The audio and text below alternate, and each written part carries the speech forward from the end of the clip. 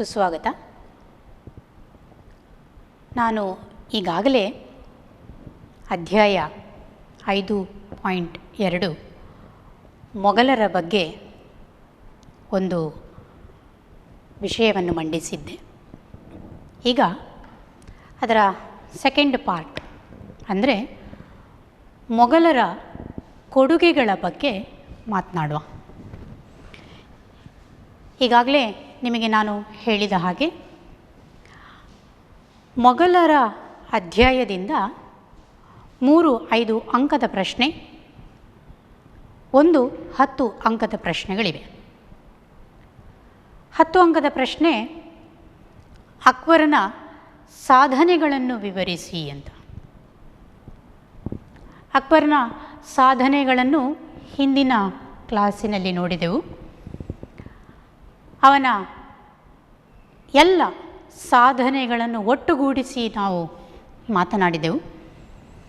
ಈಗ 3 ಅಂಕದ ಪ್ರಶ್ನೆಗಳಲ್ಲಿ ಒಂದು ಸಾಹಿತ್ಯ ಮತ್ತು ಕಲೆ ವಾಸ್ತುಶಿಲ್ಪ ಮೊಘಲರ ಕೊಡುಗೆಗಳು,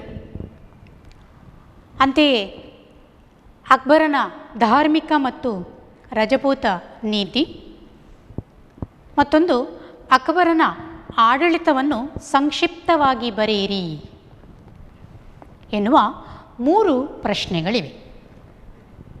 ಅಕ್ಬರನ ಆಡಳಿತ ಪದ್ಧತಿ, ಅಕ್ಬರನ ಧಾರ್ಮಿಕ ಮತ್ತು ರಜಪೂತ ನೀತಿ ಮತ್ತು ಮೊಘಲರ ಸಾಹಿತ್ಯ ಕಲೆ ವಾಸ್ತುಶಿಲ್ಪಕ್ಕೆ ನೀಡಿದ ಕೊಡುಗೆಗಳು, ಇವುಗಳು 5 ಅಂಕಕ್ಕೆ ಬರಬಹುದಾದ ಪ್ರಶ್ನೆಗಳು.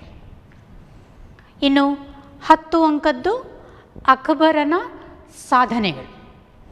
ನಾವು ಹಿಂದಿನ ಕ್ಲಾಸಿನಲ್ಲಿ ನೋಡಿದ ಅಕ್ಬರ್ ಮಹಾಶಯನ ಅನೇಕ ಸಾಧನೆಗಳನ್ನು 10 ಅಂಕಕ್ಕೆ ಕೇಳುವಂಥ ಪ್ರಶ್ನೆ. ಈಗ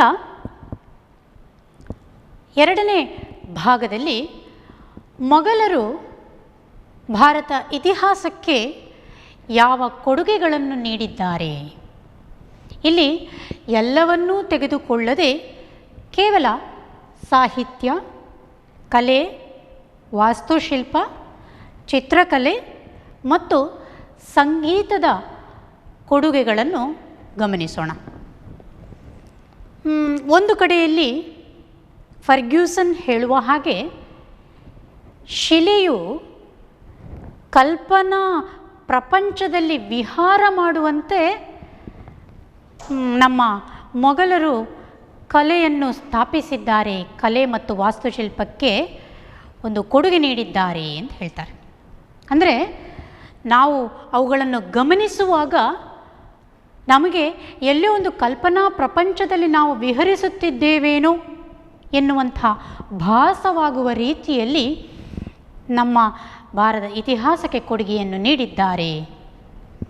ಹಾಗಾಗಿ ಶಿಲೆ, ಕಲೆ ಮತ್ತು ಇತರೆ ಪ್ರೋತ್ಸಾಹಗಳಲ್ಲಿ ಒಂದು ಸಾಹಿತ್ಯ.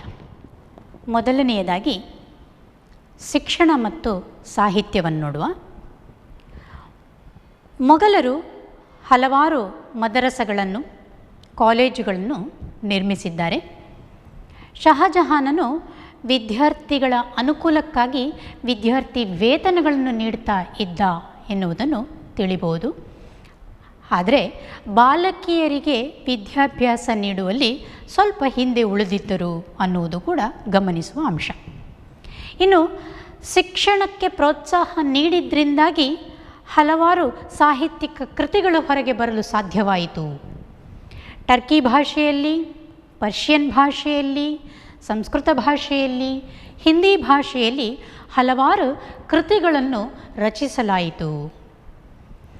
ನಾನೀಗಾಗಲೇ ಹೇಳಿದ ಹಾಗೆ ಅಕ್ಬರನ ಕಾಲದಲ್ಲಿ ಇದ್ದಂತಹ ವಿದ್ವಾಂಸರು, ಇತಿಹಾಸಕಾರರು, ಇಲ್ಲಿ ಮತ್ತೊಮ್ಮೆ ಅವರನ್ನು ಗಮನಿಸೋಣ. ನಾನೀಗಾಗಲೇ ಸಾಹಿತ್ಯಿಕ ಕೃತಿಗಳನ್ನು ಬರೆದಿದ್ದೇನೆ. ನಿಮಗೆ ನೆನಪಿಟ್ಟುಕೊಳ್ಳಲು ಇರುವಂತಹ ವಿವಿಧ ಸಾಹಿತ್ಯಿಕ ಕೃತಿಗಳು ಮೊಘಲರ ಕಾಲದ್ದು ಇಂತಿವೆ. ಮೊದಲನೇದಾಗಿ ನಾನು ಈಗಾಗಲೇ ನಿಮಗೆ ಹೇಳಿದೆ, ಬಾಬರನು ಬರೆದ ಆತ್ಮಕಥನ ವಿಶ್ವ ಪರಂಪರೆಯಲ್ಲಿ ಅತ್ಯಂತ ಪ್ರಮುಖವಾದ ಆತ್ಮಕಥನಗಳಲ್ಲಿ ಒಂದಾಗಿರುವಂತಹ ಬಾಬರ್ನಾಮ. ಎರಡನೇದ್ದು ರಾಮಾಯಣ, ಮಹಾಭಾರತ, ನಳದಮಯಂತಿ, ಪಂಚತಂತ್ರ, ಅಥರ್ವವೇದ, ರಾಜತರಂಗಿಣಿಯಂತಹ ಸಂಸ್ಕೃತದ ಗ್ರಂಥಗಳು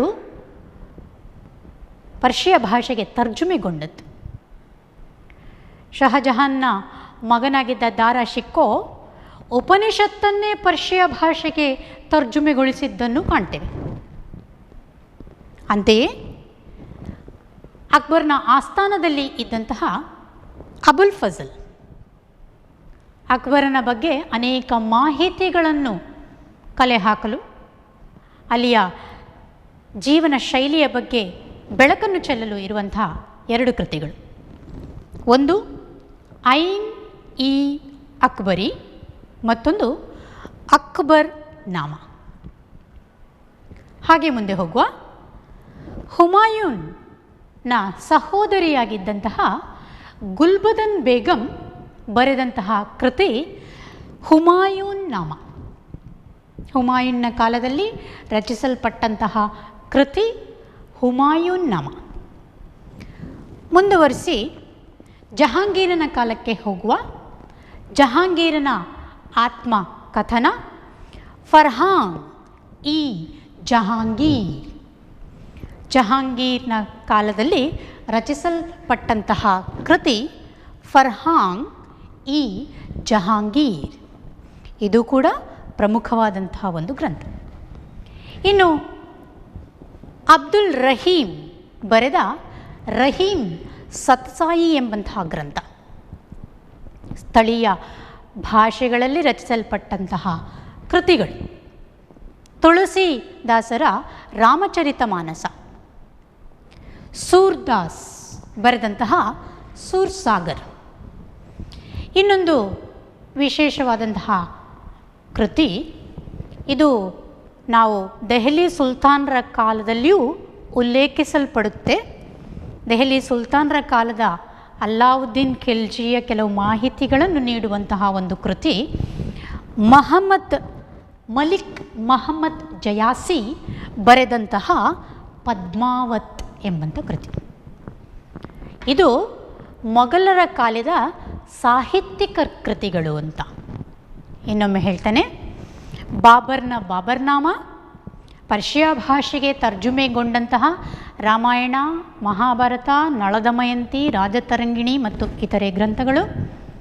ದಾರಾ ಶಿಕಾಯ್ ಉಪನಿಷತ್ತನ್ನು ಪರ್ಷಿಯಾ ಭಾಷೆಗೆ ಭಾಷಾಂತರಗೊಳಿಸಿದ್ದು. ಅಬುಲ್ ಫಜಲ್ ಬರೆದ ಐನ್ ಇ ಅಕ್ಬರಿ ಅಕ್ಬರ್ನಾಮ, ಗುಲ್ಬದಲ್ ಬೇಗಂ ರಚಿಸಿದಂತಹ ಹುಮಾಯೂನ್ ನಾಮ, ಅಬುಲ್ ಫಜಲ್ ಬರೆದ ಐನ್ ಇ ಅಕ್ಬರಿ ಮತ್ತು ಅಕ್ಬರ್ ನಾಮ, ಜಹಾಂಗೀರನ ಫರ್ಹಾನ್ ಇ ಜಹಾಂಗೀರ್, ಅಬ್ದುಲ್ ರಹೀಮನ ರಹೀಮ್ ಸತಸಾಯಿ, ತುಳಸಿದಾಸರ ರಾಮಚರಿತ ಮಾನಸ, ಸೂರ್ದಾಸರ ಸೂರ್ಸಾಗರ್, ಮಹಮ್ಮದ್ ಜಯಾಸಿ ಬರೆದಂತಹ ಪದ್ಮಾವತ್. ಇದು ಸಾಹಿತ್ಯಿಕ ಗ್ರಂಥಗಳು. ಈಗ ಮೊಘಲರ ಕಾಲದ ಕಲೆ ಮತ್ತು ವಾಸ್ತುಶಿಲ್ಪಕ್ಕೆ ಹೋಗುವ. ಮೊಘಲರು ಹಲವಾರು ಗುಮ್ಮಟಗಳನ್ನು, ಅರಮನೆಗಳನ್ನು, ಮಿನಾರುಗಳನ್ನು, ಕಟ್ಟಡಗಳನ್ನು, ಹೆಬ್ಬಾಗಿಲುಗಳನ್ನು ಕಟ್ಟಿದ್ದನ್ನು ನಾವು ಕಾಣ್ತೇವೆ. ಅಕ್ಬರನ ಕಾಲದಲ್ಲಿ ಕಟ್ಟಿದಂತಹ ಅನೇಕ ಕಟ್ಟಡಗಳ ಜೊತೆಯಲ್ಲಿ ಇತರೆ ಚಕ್ರವರ್ತಿಗಳ ಕಾಲದಲ್ಲಿ ಕಟ್ಟಲ್ಪಟ್ಟಂತಹ ಹಲವು ಕಟ್ಟಡಗಳು, ಸ್ಮಾರಕಗಳನ್ನು ಇಲ್ಲಿ ಗಮನಿಸುವ. ಇಲ್ಲಿ ಬರೆಯಲ್ಪಟ್ಟಂತಹ ಕಲೆ ಮತ್ತು ವಾಸ್ತುಶಿಲ್ಪದ ಕೊಡುಗೆಗಳು, ಬಾಬರ್ನ ಕಾಲದಲ್ಲಿ ಕಟ್ಟಲ್ಪಟ್ಟ ಕಾಬೂಲ್ ಬಾಗ್ ಜುಮ್ಮಾ ಮಸೀದಿ, ಪಾಣಿಪತ್ ಎಂಬಲ್ಲಿ ಇರುವಂತಹ ಕಾಬೂಲ್ ಬಾಗ್ ಜುಮ್ಮಾ ಮಸೀದಿ, ಅಕ್ಬರ್ನ ಕಾಲದಲ್ಲಿ ಕಟ್ಟಲ್ಪಟ್ಟಂತಹ ಬುಲಂದ್ ದರ್ವಾಜಾ, ಹಾಗೆಯೇ ದಿವಾನಿ ಆಮ್, ದಿವಾನಿ ಖಾಸ್, ಸಲೀಂ ಚಿಸ್ತಿಯವರ ಗೋರಿ, ಆಗ್ರಾ ಕೋಟೆ ಮತ್ತು ಇತರೆ. ಲಾಹೋರ್ನಲ್ಲಿ ಕಟ್ಟಲ್ಪಟ್ಟಂತಹ ಜಹಾಂಗೀರ್ನ ಕಾಲದ ಕಟ್ಟಡ ಬಾದಶಾಹಿ ಮಸೀದಿ. ಇನ್ನು ಆಗ್ರಾದಲ್ಲಿ ಎಲ್ಲರಿಗೆ ತಿಳಿದಿರುವಂತಹ ದೊಡ್ಡ ಅದ್ಭುತಗಳಲ್ಲಿ ಒಂದಾದಂತಹ ಶಹಜಹಾನನ ಕಟ್ಟಡ ತಾಜ್ ಮಹಲ್. ಶಹಜಹಾನ್ ಕಟ್ಟಿಸಿದ ಇತರೆ ಕಟ್ಟಡಗಳು ಎಂದರೆ ಮೋತಿ ಮಸೀದಿ, ಜುಮ್ಮಾ ಮಸೀದಿ, ದಿವಾನ್ ಇ ಆಮ್, ದಿವಾನ್ ಇ ಖಾಸ್, ಕೆಂಪುಕೋಟೆ ಮತ್ತು ಮಯೂರ ಸಿಂಹಾಸನ. ಮೊಘಲರ ಕಾಲದಲ್ಲಿ ಕಟ್ಟಲ್ಪಟ್ಟಂತಹ ಈ ಹಲವಾರು ಕಟ್ಟಡಗಳು ವಿಶೇಷ ಶೈಲಿಯನ್ನು ಹೊಂದಿದೆ. ಇದರಲ್ಲಿ ಭಾರತದ ಶೈಲಿ ಮತ್ತು ಪರ್ಷಿಯನ್ ಶೈಲಿಯ ಮಿಶ್ರಣವನ್ನು ನಾವು ಕಾಣ್ಬೋದು. ಕೆಲವು ಕಡೆಗಳಲ್ಲಿ ಪರ್ಷಿಯನ್ ಶೈಲಿ ಇದ್ದರೆ ಅಲಂಕಾರಿಕವಾಗಿ ಭಾರತೀಯ ಶೈಲಿಯನ್ನು ನಾವು ಕಾಣ್ತೇವೆ. ವಾಸ್ತುಶಿಲ್ಪಗಳಲ್ಲಿ, ಕಲೆಯಲ್ಲಿ ಪರ್ಷಿಯನ್ ಆಗಿದ್ದರೆ ಅಲಂಕಾರಿಕ ವಸ್ತುಗಳಲ್ಲಿ ನಾವು ಭಾರತೀಯರ ಶೈಲಿಗಳನ್ನು, ಹಿಂದೂ ಶೈಲಿಗಳನ್ನು ನಾವಿಲ್ಲಿ ಕಾಣ್ತೇವೆ. ಈ ಕಟ್ಟಡಗಳಲ್ಲಿ ಪ್ರಮುಖವಾಗಿ ಒಂದು ಎರಡನ್ನು ತೆಗೆದುಕೊಂಡು ನಾವು ಮಾತನಾಡುವುದಾದರೆ, ತಾಜ್ ಮಹಲ್.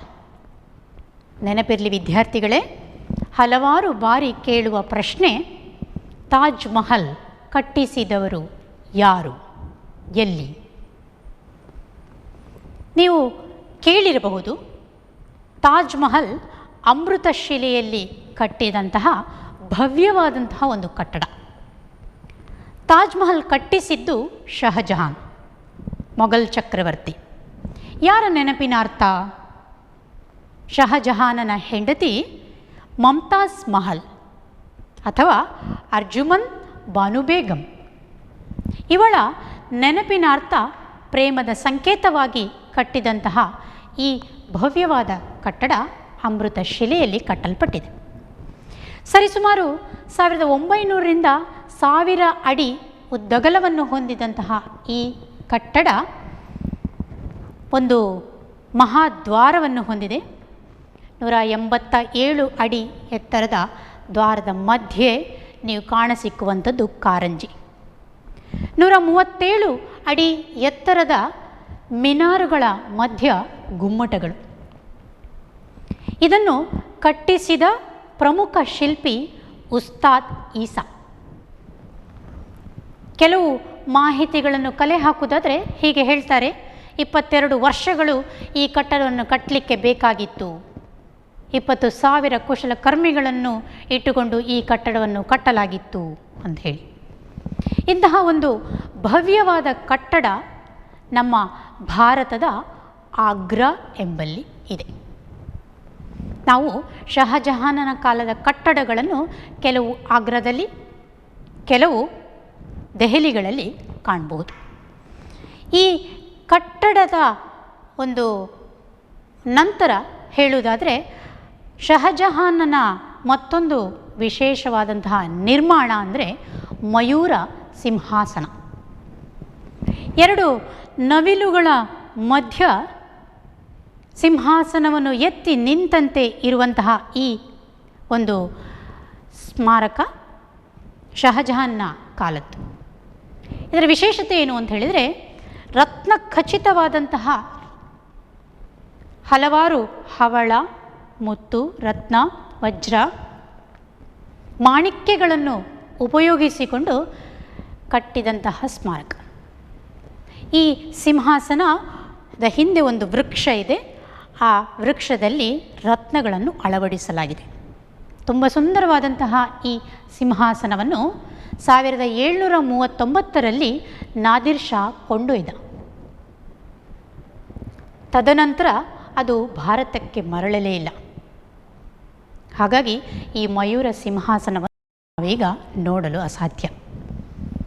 ಉಳಿದಂತೆ ಇತರೆ ಕಟ್ಟಡಗಳನ್ನು ನೋಡುವುದಾದರೆ, ಪಾಣಿಪತ್, ದೆಹಲಿ, ಆಗ್ರಾ, ಅಕ್ಬರನ ಕಾಲದಲ್ಲಿ ಫತೇಪುರ್ ಸಿಕ್ರಿಯಲ್ಲಿ ಹಲವಾರು ಸ್ಮಾರಕಗಳನ್ನು ನಾವು ಗಮನಿಸಬಹುದು. ಇದು ಮೊಘಲರ ಕಲೆ ಮತ್ತು ವಾಸ್ತುಶಿಲ್ಪಕ್ಕೆ ನೀಡಿದಂತಹ ಪ್ರೋತ್ಸಾಹ. ಈಗ ಮೊಘಲರ ಕಾಲದ ಚಿತ್ರಕಲೆಯನ್ನು ನೋಡುವ. ಚಿತ್ರಕಲೆಗೆ ಮೊಘಲರು ನೀಡಿದ ಪ್ರೋತ್ಸಾಹ ಎಂಥದ್ದು? ಇಲ್ಲಿ ಕೆಲವು ಚಿತ್ರಕಲಾಕಾರರ ಹೆಸರುಗಳನ್ನು ಬರೆಯಲ್ಪಟ್ಟಿದೆ. ಅವರೇ ಉಸ್ತಾದ್ ಮನ್ಸೂರ್, ಮುರಾದ್, ಬಿಷನ್ ದಾಸ್ ಮತ್ತು ಮನೋಹರ್. ಇವರು ಮೊಘಲರ ಕಾಲದಲ್ಲಿ ಇದ್ದಂತಹ ಪ್ರಮುಖ ಚಿತ್ರಕಲಾಕಾರರು. ಜಹಾಂಗೀರನ ಕಾಲದಲ್ಲಿ ಚಿತ್ರಕಲೆ ಅತ್ಯಂತ ಉನ್ನತ ಸ್ಥಿತಿಯಲ್ಲಿ ಇತ್ತು. ಜಹಾಂಗೀರನು ಒಂದು ವಿಶೇಷವಾದ ಗುಣ ಇತ್ತವನಲ್ಲಿ. ಶೈಲಿಯನ್ನು ನೋಡಿ ಯಾವ ಚಿತ್ರಕಲಾಕಾರ ಎಂಬ ಗುರುತಿಸುವಂತಹ ಒಂದು ಜಾಣ್ಮೆ ಅವನಲ್ಲಿ ಇತ್ತು. ಔರಂಗಜೇಬನನ್ನು ಹೊರತುಪಡಿಸಿ ಉಳಿದ ಎಲ್ಲ ರಾಜರುಗಳು ಚಿತ್ರಕಲೆಗೆ ಪ್ರಮುಖ ಆದ್ಯತೆಯನ್ನು ಕೊಟ್ಟಿದ್ದರು ಅಂಥೇಳಿ. ಇನ್ನು ಕೊನೆಯದಾಗಿ ನಾವು ಹೇಳುವುದಾದರೆ ಸಂಗೀತ. ಮೊಘಲರ ಕಾಲದಲ್ಲಿ ಸಂಗೀತಕ್ಕೆ ನೀಡಿದ್ದ ಪ್ರೋತ್ಸಾಹ. ಕೆಲವು ಸಂಗೀತಕಾರರ ಹೆಸರುಗಳನ್ನು ಇಲ್ಲಿ ಬರೆಯಲ್ಪಟ್ಟಿದೆ. ತಾನ್ಸೇನ್, ರಾಮದಾಸ್, ಬ್ರಿಜು ಬಾವ್ರಾ, ಸೂರ್ದಾಸ್ ಇವರೆಲ್ಲ ಅಕ್ಬರ್ನ ಆಸ್ಥಾನದಲ್ಲಿ ಇದ್ದಂತಹ ಪ್ರಮುಖ ಸಂಗೀತಕಾರ.